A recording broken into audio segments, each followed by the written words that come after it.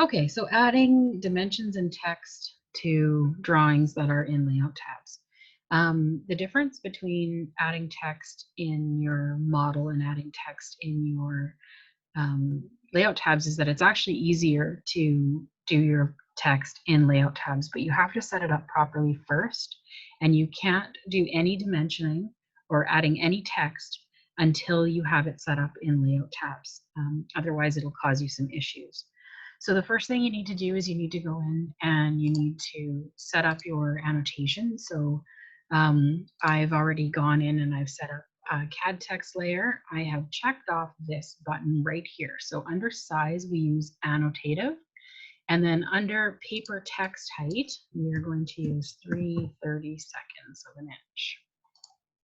See, mine keeps changing to 1/8 of an inch. That's because of my units. So I'm going to adjust my units here to 30 seconds. And then I can go in and I can change this back to 3/30. There we go. Now it's 3/32 of an inch. Okay. And I've already gone in and I've set up my dimension styles. And the difference in your dimension styles and the difference in your layout tabs is that you're going to turn everything to be annotative. So in here under fit, where we used to change the overall scale of your features, we're going to change this to annotative, and that's going to take care of any dimension text height issues that we have and sizing for your dimension styles. In here, we want to make sure that we're using the CAD text dimension, or sorry, the CAD text size, because that's going to automatically update to the size that we want it to be. And we're going to set this as current. And now I'm going to go in and I'm going to dimension my drawing. So you need to be inside the viewport to do your dimensioning. And then we just create our dimensions the way we normally would. And they're going to show up at the correct size. Okay, so because my viewport is locked, I can go about doing my dimensioning. So for our architectural drawings, we can dimension on the inside of buildings, and we can also cross our dimensions when we're dealing with rooms. And here we have our room sizes showing up. We can dimension a closet. Okay. So we're able to do our dimensioning in here. Now, it will automatically show up the correct size, okay? And you'll notice that depending on what layer we put this on, okay, I have this on interior walls, which obviously isn't right. So let's change that. Let's put these guys onto a dimension layer. I'm going to put it on a text layer. Okay, so I have it on here. If I don't want those to show up on this drawing, then all I do is I turn them off on here. So you might need to have a few layers for your dimensions. Okay, and here's the beauty of this. If I create a new layout tab and I change my scale, you'll notice that those dimensions aren't on here to begin with.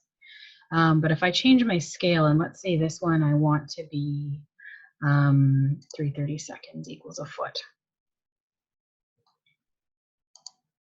And I actually want those dimensions to show up on here. If I go into the model space and I select the dimension and I right click and go to properties, I can actually see where this is visible. So you can see this is associative or annotative. Okay, annotative, yes. And the annotative scale that's currently being used for that dimension is 1/4 of an inch. So if I want to add a visibility of this to another drawing, I can just click on add. If I want it to show up also at 3/32 of an inch, I can just add that and say okay. And now if I go into that other layout, all of a sudden it shows up and it's the right size for this page. Okay, so that's the beautiful thing about this. You'll notice that the other ones didn't show up because I've only made this one visible at 3/32 of an inch. One caution though, if I zoom, oh, the dimension didn't disappear. It should have.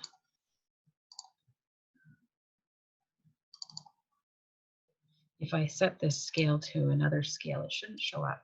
There we go. So now it's gone. See? So if it's on 3/32, it shows up. If it's on 1/4 of an inch equals a foot, it shows up and it adjusts the height. But if I change it to 1/8 of an inch, it disappears. Okay.